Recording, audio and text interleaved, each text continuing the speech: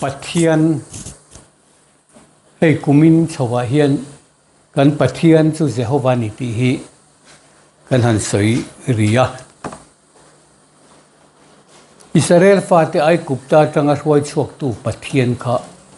Jehovah ania tun ma chuan Jehovah ang hian kala in puang ngai lawani in pu Abraham te Isaac te ne na khachong kala in puang ngai lo ni ati hiala chu ti ang che chon tu na po khongai na hun zentel ram atanga tu na tlan na thi sen thu thung thara min ruai chuak le tu hi kan pathian Jehovah ania engkim a min ngai sak tu mal min som tu ania a hu hova kan ompon min kherenga amala kan ompon min kherenga ko ran lian ain ko lang bokin ko ran te aveng tata min en kol tata kan mamo tin reng min pe a ele bar sil le fen thengin pathian in min ngai saka am ngai sak nam te kan nia kan van nei hle ti kha veila thain ka ria tin hey nia thalai rual mo lung thu in rang kal de sang sanga pi Israel te hi Israel nam hi pathian kan ngai sak har thin khop maya kum som thum som li chowa hian pathian lam hi kan hoi tlang pui thina ni mizo te po kan nia Abraham an ko te po khan upato viawa Mosia ko po khan upato viawa ni ma se chu pathian in min siam dang lam adua te atanga nau pan te tatanga ako hi chu Jeremiah te anya Samuela kan han ti te ania tizon Samuel te anga Jeremiah te anga voinia annam kan thole theina turin thu thung thar min siam saka chu tu na hian kan thalai rual no pangjok ten pathian ngai sa pathian thu kan boi pui tran a hun ti hi ka sei du ani tun ma reng khan pui tling kan hanin ti chin hi e bizo te hi kan upariau maya e fa te poi han nei chho du mai la pui tling tak ril ru hi kan pu harem em mai ni mizo te hi Israel tha kan nia chu wang chuanin in dan ka le tanga tia pathian in a thin lung thar min pe atum na hian ni nu nga chuan te in thalai ten in larna an la muang te ni Peter putar ten mai ba ka in thalai ten na tia chu thalai te hu na theng ti in riata I that lai hian isiam tu reng ro a han tiang khan Israel te hi kan la no pan viau la ya kan pri ro la ya tanga pathian thu ngai sak turin pathian in min siam thar adu ti hi ka sei duwa chu I ki mani ko thana po soitam a tha ka tia I hey Christian na lo lu tang po khan pathian thu han ngai sak wat chin hi chu kum som li vel ni ma lo chonin lem ten ni chu tak chu kan upat nu kan tho that thelo nu pathian thu kan tui thar deu vek zela chu Israel tha kan ni wang te ponia ma se tu na chon chu min siam thar adwa thalai ten pathian thu in ngai sak ahun in riat viau angai ti hi kan cha du chewa ulu te bin lo zir ula lo chi ra u nang ma ni nun na khop nang ma ni in chan him na khop pathian thu hi man ra u ra u ti hi ka hril lu cheu ni hei mizo tu na pon mizo thalai pathian thu kan riat lo dan em hi ka tia vai hi chu nau pangte tang henang kal na tur lama hanin an bel em mai ni hei vai Christian kan ti ho poi en ula uti paten en ro nau pangte ni tang hen an ti sat mai ni pi kum som pani chin ni chu thiu pui doran sor thei vek vai ho chu mà sẽ mi dâu chú cùng xóm bờ cái này phân bùi tiếng en cái này en lấy thế đâu nó rồi cái này chú tất chú nắm xiêm mà là tour te cái này vangin bắt thiên in min xiêm thar đó na chú tu này hiện cái thalai te in hun a theng kan hun a theng bắt thiên ngày sau hun a theng tì kha in riết cái đó kan upat nu bắt thiên thua kan tuya rong bol turin kan chak le to thin si lova chú tất chú a poina ni thina tu na po Mizoram Christian thalai ho hi pathian thu va sei pui mar an relo lut tuk pathian thu hi heta anin khoma an ngai tha ring la inungong ti mai ba ki an thin dunga pathian thu zuk lu chil tak hi mitlem ten ni kan tam lo rang re chu pathian hin kan nami min siam thar adua thalai te pathian ta na inin mana pathian rong bol tura inin bo sei hi pathianin adu to a chuwang son zentel ramatangin min roi chuak tu hi Jehovah ani ti a in puang to a tin china kan ngai thak ang khan kan biak in po chin sia vek angai to I adar nei a hlom adar nei lo a tha ti mai ai chon mo chin sia na kan kong ka lu chunga le kan biak in tar hi a lu dai to jok ti ro kan fatir ni na kan hlau chuan hen ching han kan ngai tha esavan a fatir ni na a hlova pathian ne na trap chungin dil ma sela malsom ti thei om to lo reng ani chu wa jong fatir chu ro lu tu tur ti na ni chu ro lu tu tur fatir kan ni na chu kan hlo lova hei tu na hianin fatir ni nan hlo do na ni om je chu chanchin tha sang khat zariat som ko palia a lo then kha chanchin tha lo thenga kha khongai na chanchin tha ani chu kan rama chuan fat apiang ma saberani chanchin tha lo lut ma saberani ti chuan tu nuwa he nei tlan na thu thi sen thu thung thar chanchin tha a lo piang le apiang ma sa zo ki esawa ni anau pang zo ki zakopa ni tata chu pathianin esawa ka huwa zakopa kamangai ati tata ti chuan esawa khan afatir dina chowai khat eya athala chu pathian zalo na ani esawa anga pathian zalo mi etiani chowai khat eya afatir na athal atia voini apo fatir kan ni na kan hum him na turin kan biak in nen lama chin chena kan tar chu vekki apoi mo lu tu kai thia khen in na tar lo mani o ka te ka en chiang lo ba tar ula biak in chunga kan tar ba ka na kina helai po henin pupin nungla ma hen te de usok po kan la tar vezel anga in karinga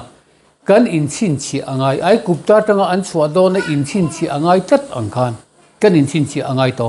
kan biak in kan chin chiang kan in kan chin chiang ke ma ni po kan in chin chi angai ni chu fatir kan ni na abolo na turani ai kupta fatir zong ka ti boral vek do na tata Israel te chi fatiran himani achan chu fatir kha rolo tu tur ni je kan ngai thaka ani ta ta wangin rolo tu tur kan ni na kha athi lo na turin ro kan lo ngai na turin mi te muwa kan in chin chia lan angaya ama pathian khan zukre lo la mani lawa kan sei fo mai pathian khan a helu tu tenge Israel in khoi nge Israel an a revek zanthi ma pokal se alu chual chuang lawang ma se Israel mi te kalo in chin chia ve rim se du na ne ya mi te muwa hian an in chin chia ngamem ti heru ta tani pathian tan kan ding ngamem kan biak in a ex coach kan tar zakani chuan chan dam tlak kan ni lo mi te ma mi za pui chu kapa wa na mi ma ka za pui ve nga ti mi mai ni chu wa song kan biak in a chia emo a tha emo Israel in kha a chia emo a tha emo an kong ka bianga beram thi sin an tar ngei tu rin ringot mai ni chu mi hun chu kan theng chho mek ti hi kan riat a tha chu wang chuan pathian le beram no ta na ra ma saber le ta tlan to mi hring jinga ta tlan te mi noi khat le singli le sangli pathian le beram no ta na ra ma saber te kan ni ti kha ki mania kan chiana mi te muwa po kan in tar chuangam angai ni ti ka kan thuma kan sei duwa ti chuan voina hian kan zirlai thupuya kha an soi deuh zok ka duwa chungu ang thlarau ti khania kan thupui tura kha rei tak soi ka tum lova amai ro chu kan chien apoi mo ni pathian thuang kan chien apoi mo thalai no pangjok te po kan chien thei turang tiet dewa han soi kan duwa ka ti deuh lu don lova rei tak ka soi don lo boka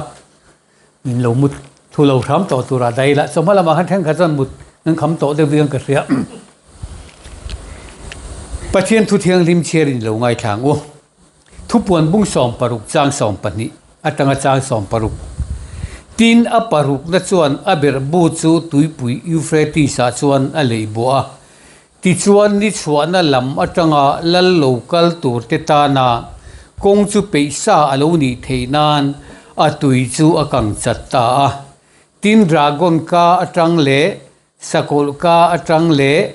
zol nei dir ka atang chuan tharau bol hlo pathum chung u ni om tak alo chuak kamua chung chu ram hoi tharau thilmak ti thin te anni chu pathian engkim ti thea ni ro puya indon a hoi khom turin khovel zong zungalal te nen an kala ngai te ru angin kalokal do ne in ringa puan veng chu a eng a thole chu ti lo chuan sarwakin a lenga nga azamu an muda ange mun pakhat hebrai tonga har makedon an ti a chuan a roi khom ta a thu thiang lim kan cherte lalpan kan za ta na tharimal min som sak ro se amen chung u ang tharau pathum ti kha kan thu pui ni ma sela khami sei fia tur khan sei kwal de ulek angai tlat maya heti zuk chiar ngot thian bible a fia thei mia lo mai ni a chan chu thuru a da ani wangani thuru ani wangen bible hi hei kan sei to thin ang khan pathian in mi hring chi ni a siamani zentel te ta na chan chin tha oma Israel te ta na chan chin tha bokani pathian thil ti dani amak angreng khop maya zentel te ta na chan chin tha hi mi zong hriat a phalani Israel te ponan zukhiat pui ve ke phal vek pathiani zentel te chan chin tha hi rin na awanga khoi na chandam na chan chin tha hi mi zong hriat a phal vek mai ni ma se Israel te chan chin tha ero hi chu mi zong hriat a phal ve tlat lo mai ni hei ne pathian dang lam na em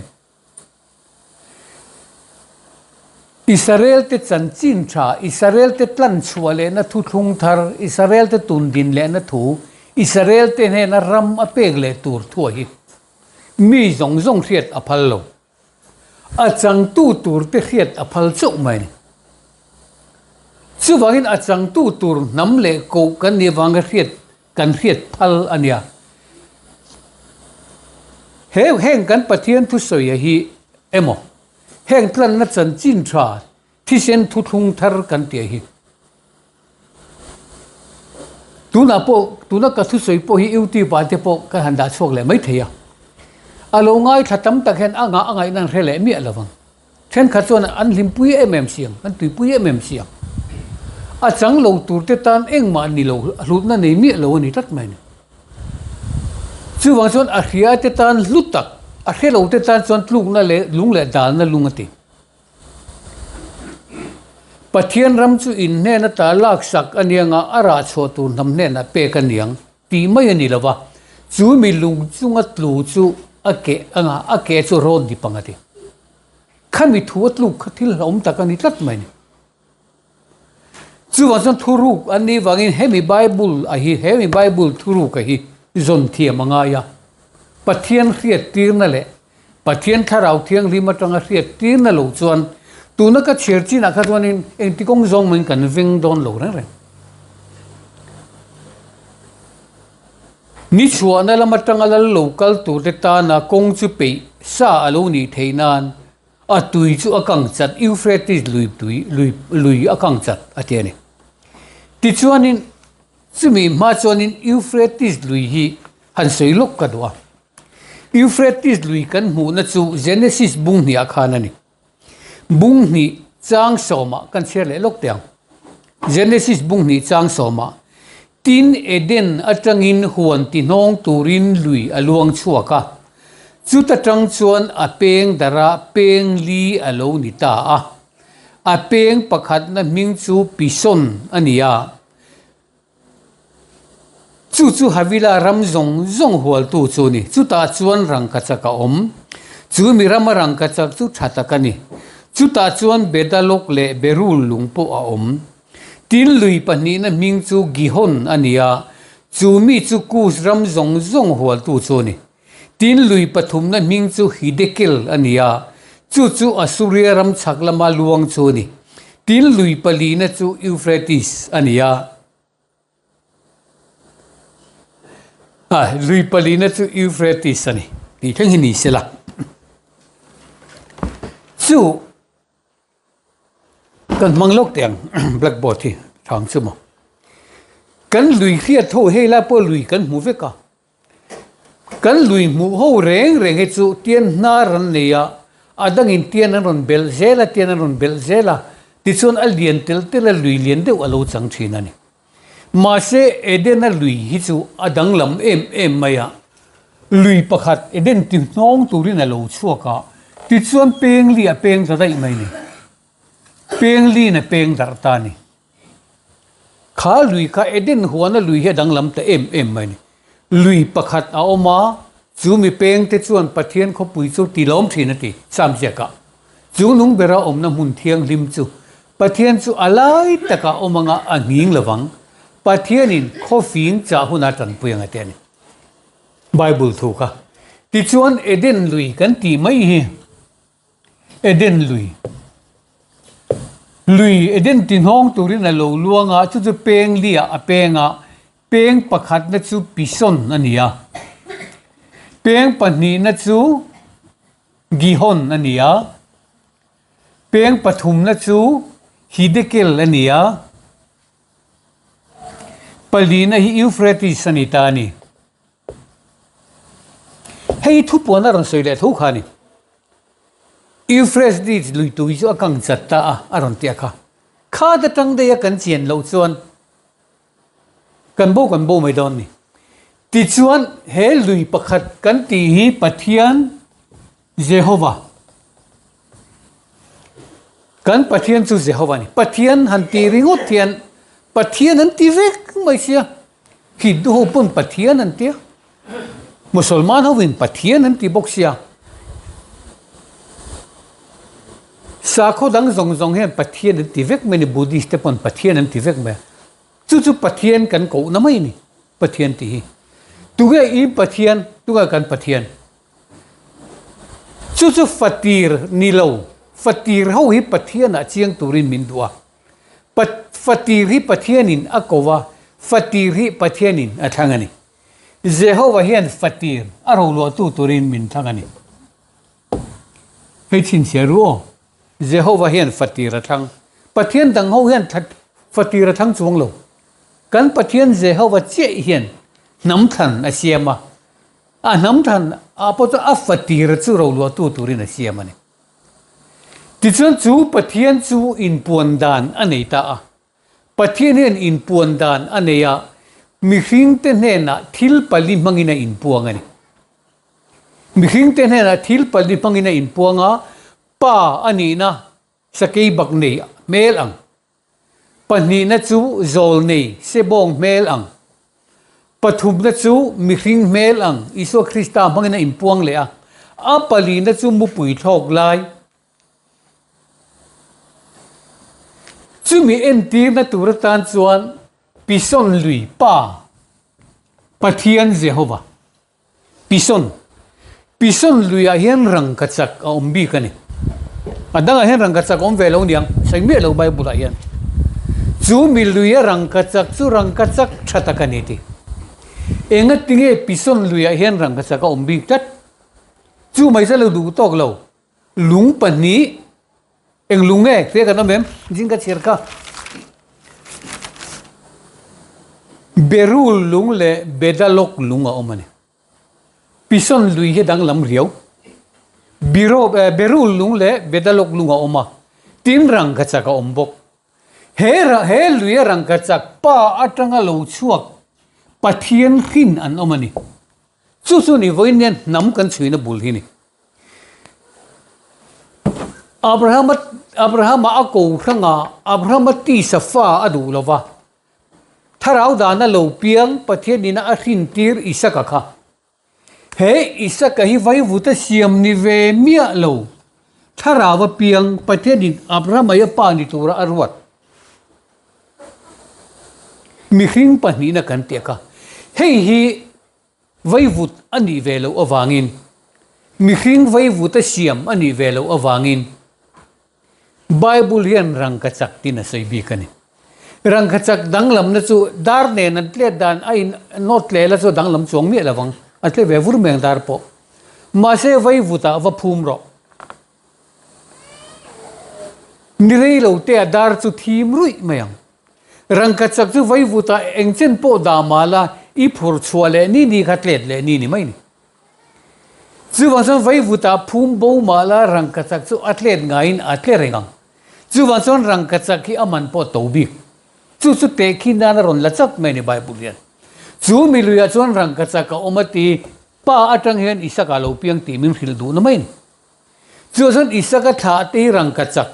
enga tinge Jerusalem thar hi rang ka chak khopuyan ti bi atual lai kha rang ka chak ani vek na chan enga tinge achan chu rang ka chak lir lu khom na tur ani rang ka chak lu na tur hei enga ni khovela thon thuang de ban El Dorado rang ka chak mun pui mo khabet khatiang khani voinen nang kha rang ka chak ini vai vuti ni reng lo he bedalok luya hen rang ka chak oma pison luya hian chu lo chu lung pani beru lung le bedalok lung om le a iso le Krista Israel lung pui le pathian fapa Krista lung pui lung pani adani beru lung le bedalok lung he pison lui hi dang lam khop bai ti chuan heng hi dekel kan ti te gihon kan ti te pathian in puan na kong la pali te en tir na mai khan ni ti chuan anu nung ber Euphrates kan ti hi khongai na hun kan ti en tir na hilo ni ta a rin na hun Euphrates ti hi mi zo tong chuan lui ti na ni mai a lui luang ti na ni mai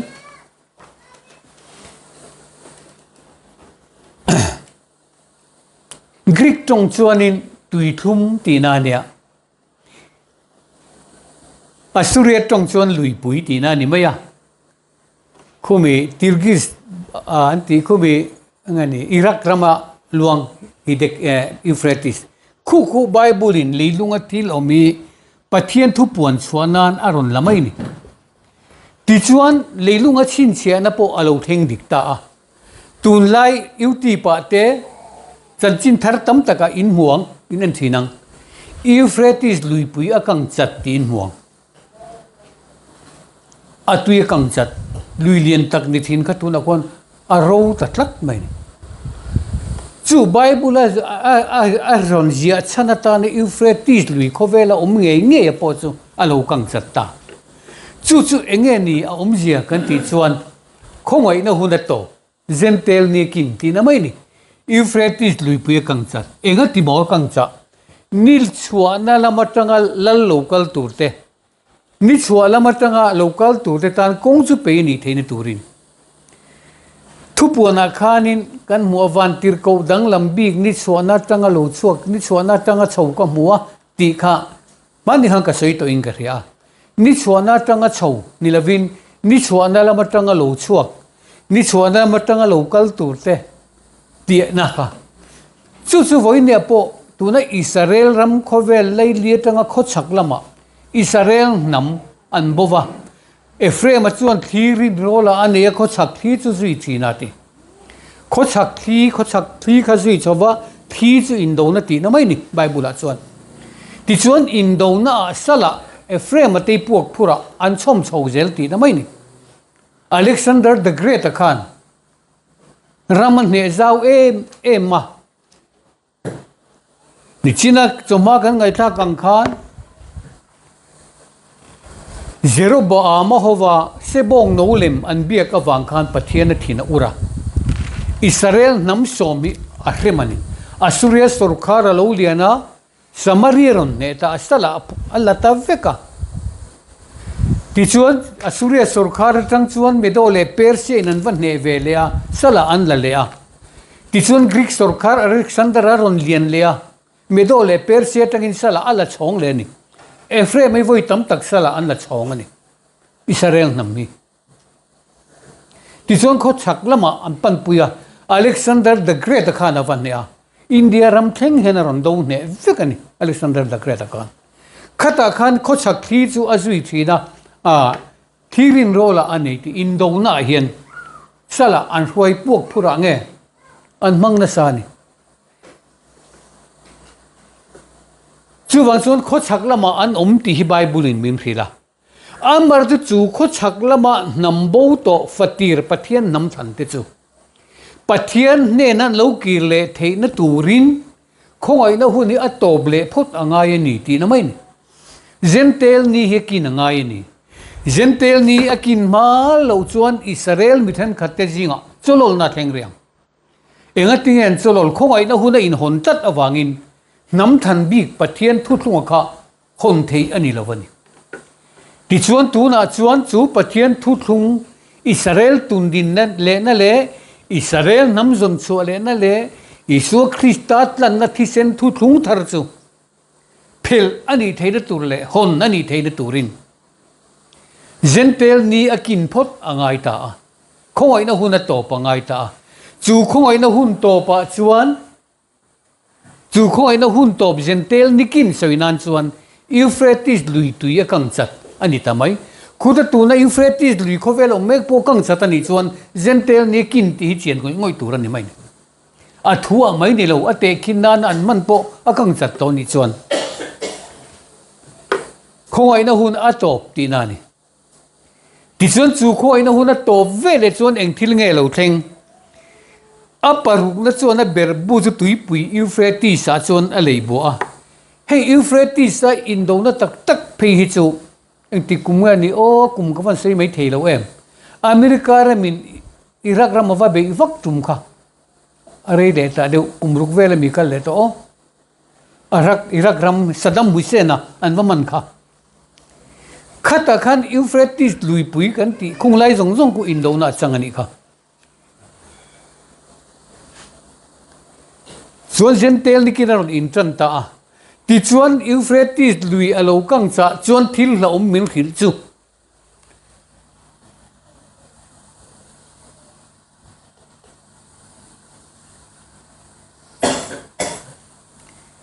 Trinity atang hian Trinity atangin tharau bol ho chung u ni om tak pathum ati kher kher na sanai alo chuak do na ti tatan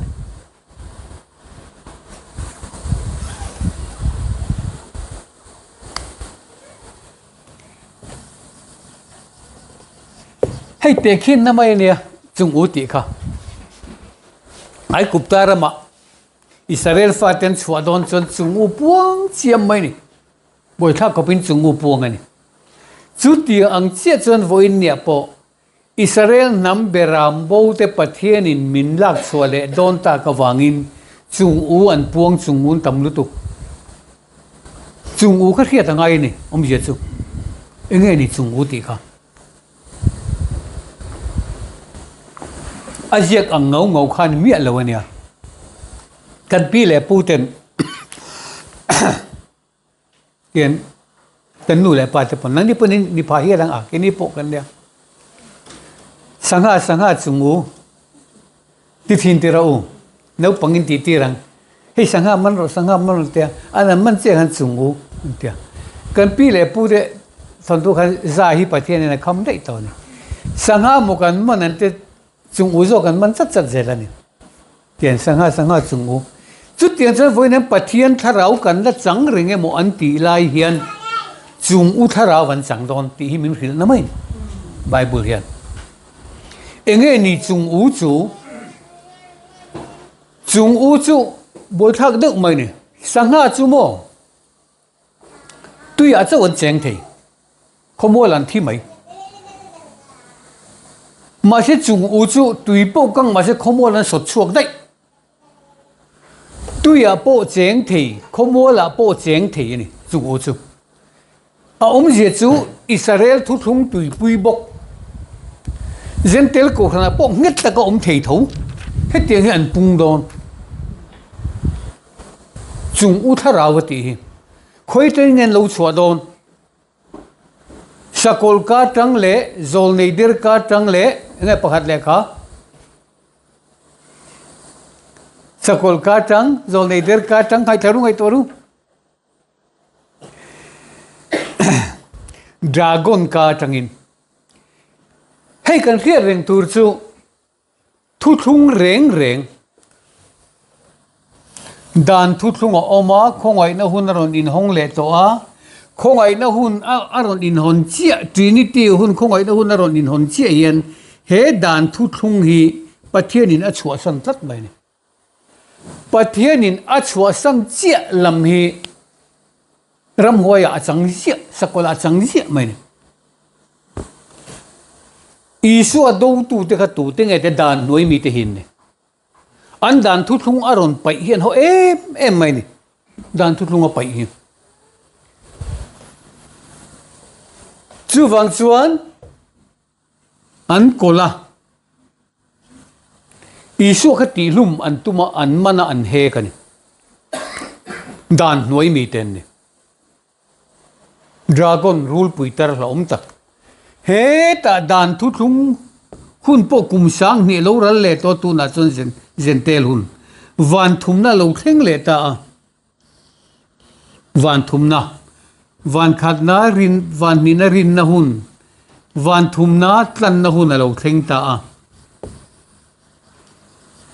ti chuan he Trinity atang hian Trinity nuai atang hian chung u ni om tak ati chung u chu ti lo chung u ni om tak thlarau bol lo pathum chung u ni om tak lo chuak ka hmuwa chu ram huai thlarau thil mak ti thin ten ni chu da chon chin che ro thil mak an tia ma se ram huai thlarau ani to hi pathian in so san to ti na mai Euphrates lui pui kang cha te poi mo je chu poi ne kan zir la ya ka ti chuan thil pakhat kan sei le dei teng ke sei rei lu tu em la bang chu mo tuilet kan ti hi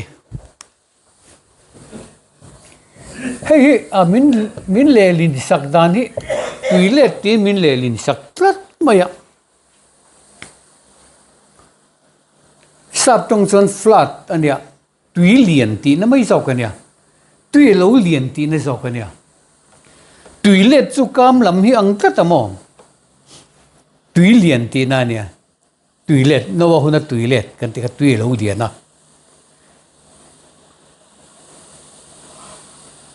sát chỉ tìm riêng mấy khăn đâu vào lồng ạ bắt thiên in nó vào khá lạc lụ tì ra à chú mình mà cho anh hay lại tùy gần chết lóc tiền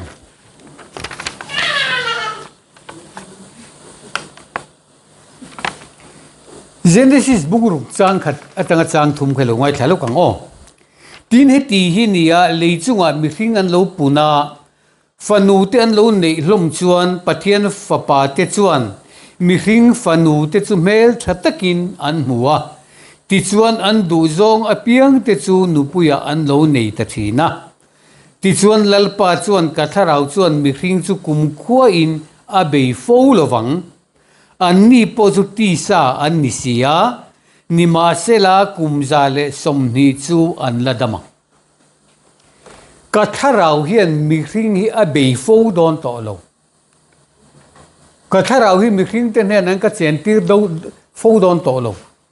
ti sa mai an heng vai vut mai an ni ti sa mai an nisia a mai ro chu kumzale somni chu an ladama ngati pathian thu thlen dik na hi enangai khop mai ai kupta tengin Israel fater huai chuaka kanan ram an lu don khan mo sia hi alu ve phal lova kumza somnin athini kumza somnin na kai phal ve lo ni tu na poem pathian tharau hi Pentecost ni tang khan I sei mania Good Friday kan manga a thole na po kan mang to achol ni ma samo a thole atanga ni somnga na khan Pentecost lo thlengani a thole atanga ni somnga na khovel gentel vai vuta siam zong songte pathian laman lo hoile the tu le an lo nun ve the na turin Pentecost anga tharawaron leita chu Pentecost tharau chuan ring tu teron ompui ta tichuan amai ro chu Pentecost tharau win hetia ompui reng hi chatuana ta na ompui do na mo anti lo na turin he ta hian tuile ta khan lo soi lo dei to ka tharau chuan mi hring chu a bei kum khwala wang voine apo pathian fa te kan lo langa hei pathian fanu te hi mi hring fa pathian nupu ya nen chak tlat ba dei kan boi fo na ni tu na po yan inten fil na nei a hun don tlat gentel le Israel in nei po le boi tel don nula te po khan re ro ngai zong in nei pon ban wang me ro o ram luo lo na atling don kan ram chin che pa zona chin che na tar po kim tai ti la te kan sak ka chin che na ya kim zelani ti chuan ka sei karaki de vem ka helawa sang khat zariat som kwale palia mizoram chanchin thalo luta nova long at kumza atuk angkhan akumza kim na chu sang khat zakwa som kwale palia kumza tling ta der mai ni Mizoram Christian na pon gentel ni kim Trinity kan remai ni pathian fa ti chuan kumza thing masek ti sa zong tom na ka siam do na ka tharau hian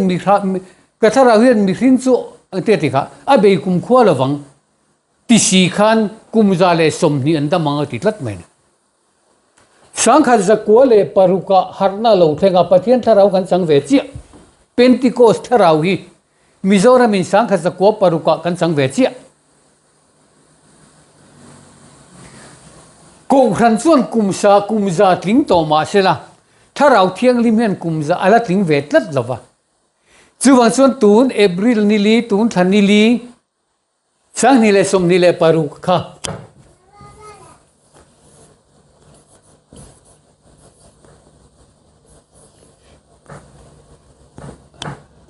sang ni le som ni le paru kumin tun tha tharau thiang lim Mizoram ina achan atangin kumza le som ni afam kim le to ka tharau chuan mi hring a bei kum khua lawang amai ro chu kumza le som ni andama chu ti ni chuan an tharau chan hi pathianin ala kir me ka ai o tua chung u tharau an chang don ti hi min khil lok mai ni chiang ro chu an tharau chan ne lom tial don ani chu ama mi po ko boi pui te lu ne tu na mi phe jo boi pui don khop mai chung u tharau ani don tat chu wa jong kan rama po chin che na kim tat sang ni le som ni le paruk kumza le som ni le ta kumza le som ni ero chun dama mi hring hi ka bei kum khwa don to mi hring hi katha vin om pui don kum khwa lo veti mai ni pathiani kumza le som ni ba ki kom pui la wang ti nang ani kumza le som ni chun la dama chu so gentel ni hi kina an tharau chan po huna to pa chu wa chon infratis lui pui kang chat khoi na huna to pa wangin infratis lui pui kang chata ti chuan chu Euphrates khongoi na tharau Pentecost tharau an chan thei hun chung po lo top ta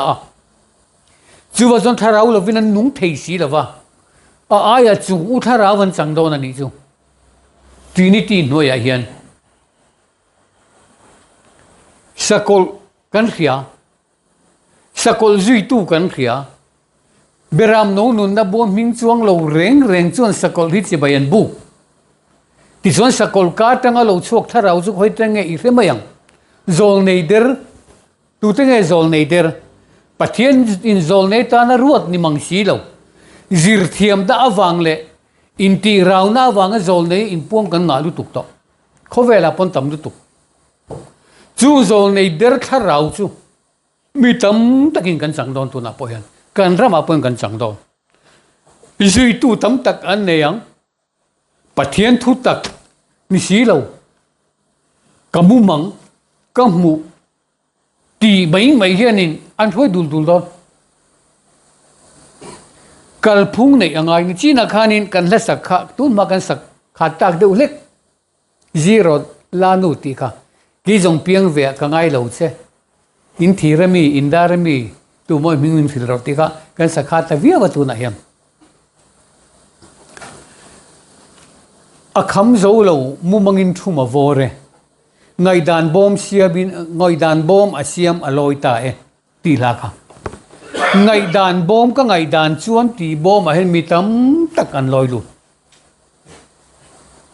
lung pui zo la Christian ko than arem ta elong lom ro kan ten ma lu ro ti Christ lung pui chung arem ko than ding chuak lau si in te a kham zo again a kham zo lo mu mangin thuma vore ngai dan bom asia maloi ta e ti la ngai dan bom a mitam tak an lu ta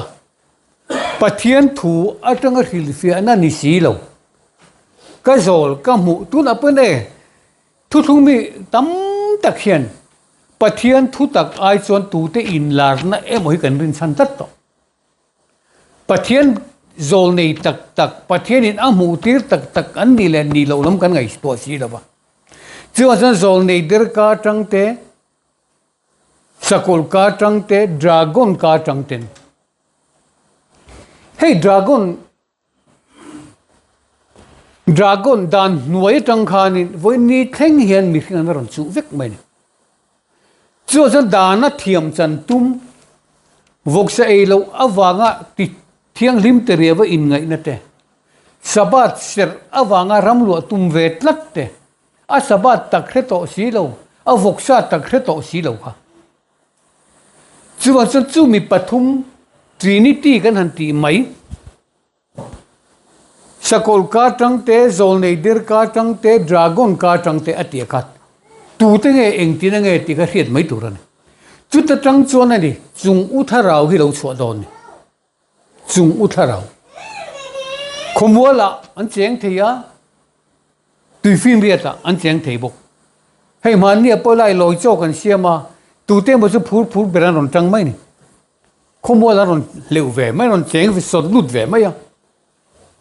an so ka tui fin riat la ba tuyen li lu le mai ya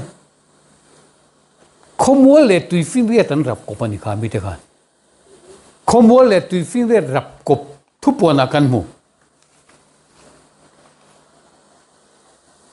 akele lamin khobola rapa akele lamin tui fin riat arapa le khabu akinga ma se engting e vantir ko khana ti kha ale khabu ken khalak sak la eizo vekrote an le khabu lak sak tur an pathian thu hi an lak sak dom chu wazun ra ko phuna ni to lo wa kar kala khun po ni to lo ilum le ilumanga I vodli vot turani Israel thu thung thar I omna turatan I du ni chan hun rem chiang ro tan om net ro zentel ne kar kopsu zentel la man ko lo nge I ti chan lo mai ro I lo chuan I chunga pikang khopui ri pasari te thuru ka kha arab thak lu tat mai ne kha thu kha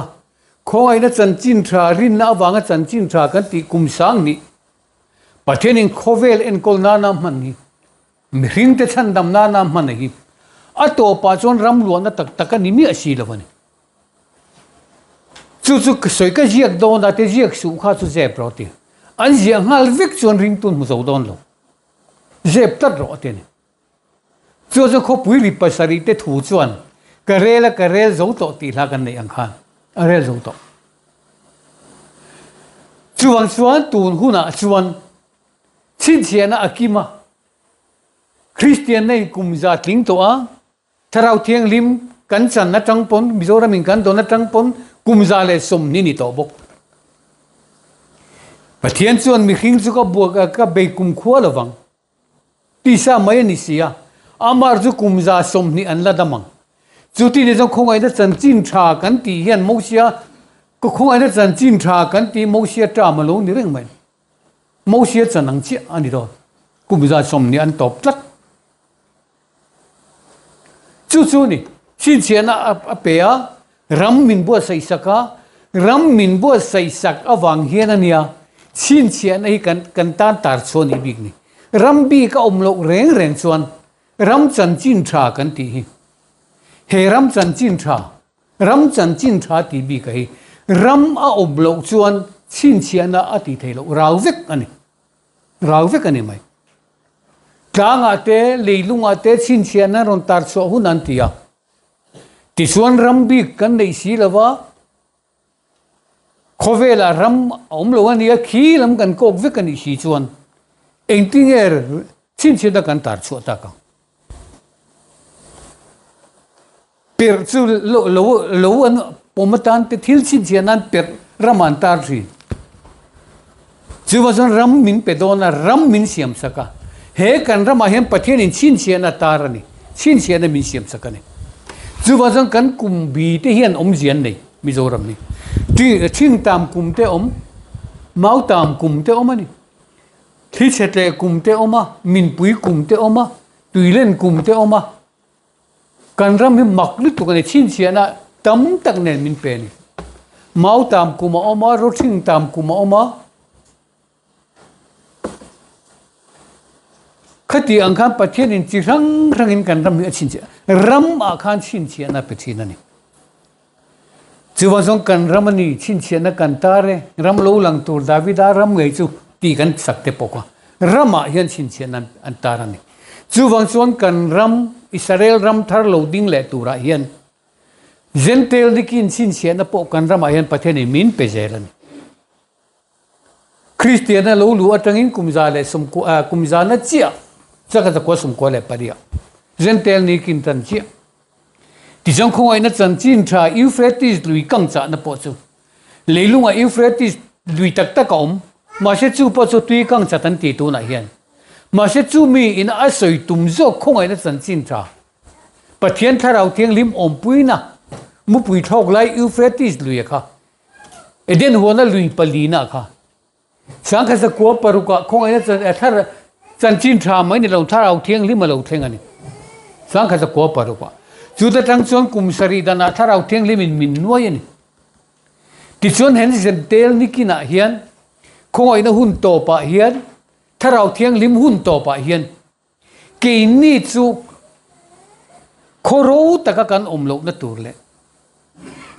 tuin na ka ngai lo zo kan rin thei na turin pathian rem ruat thiam je hi mak je chu mo sang ni le pali akhan tharau harna kan ko khana hian miram pe ta chat mai ti chona kumsari le min pe le a kumsari a min pe ve le mai voine kan tharau chan ve hi chu Pentecost tharau khani ve ta mi lawa amma atanga chuak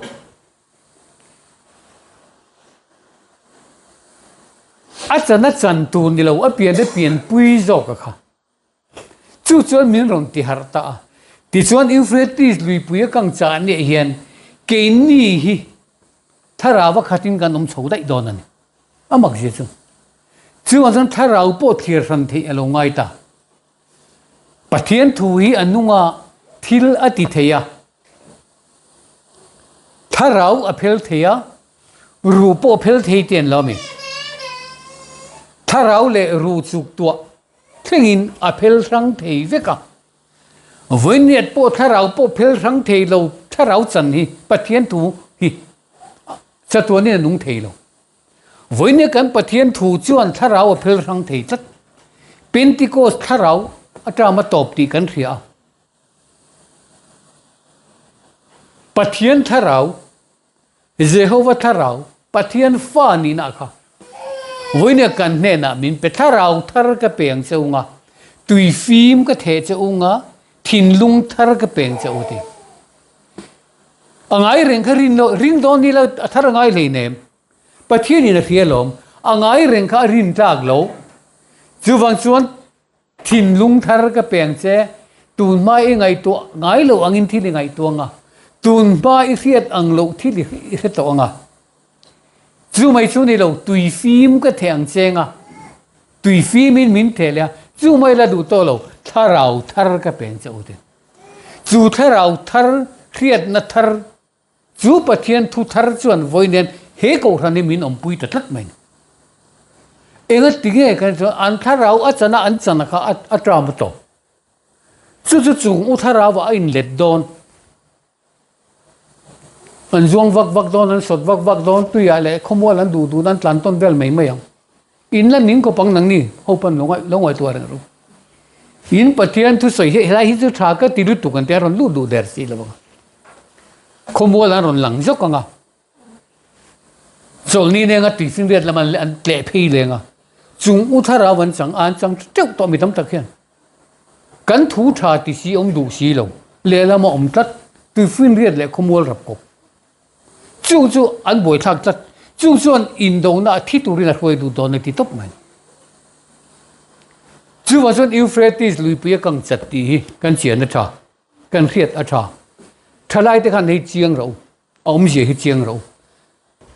lo zir ro kum upalam chowin Pathian thu boi puya hun to lo thalai ten Pathian thu boi puya hun to a thalai ten in larna in huanga in fanu in fapa ten ka thu an thilang Israel ten mizo ten kum upat nu cho Pathian thu boi pui kan chin thina kha ti to pangai chu Pathian ne ti top don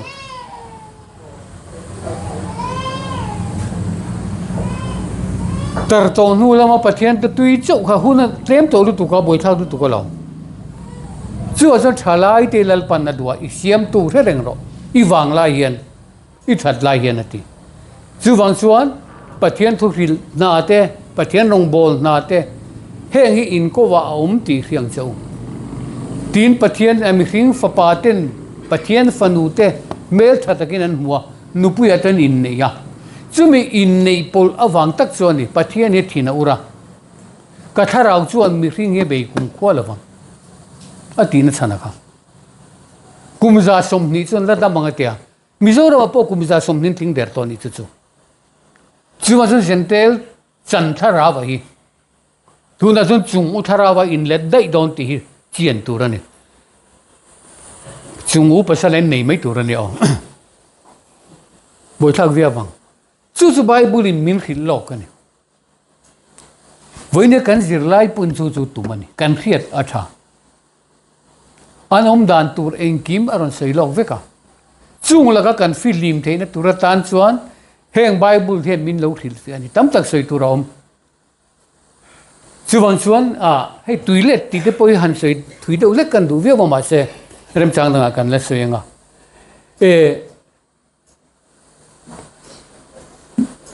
Isaiah je ka khan iram point pasara nei don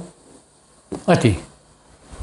ma kan ti le to don lo che mit khap kar lek kama che o Israel ati ni mit khap kar ati kum sang ni khongai na hun chung zong hian Israel telam pathin in hoi theilo ma se tu na chuan in nen lam ko lo hi lenga ti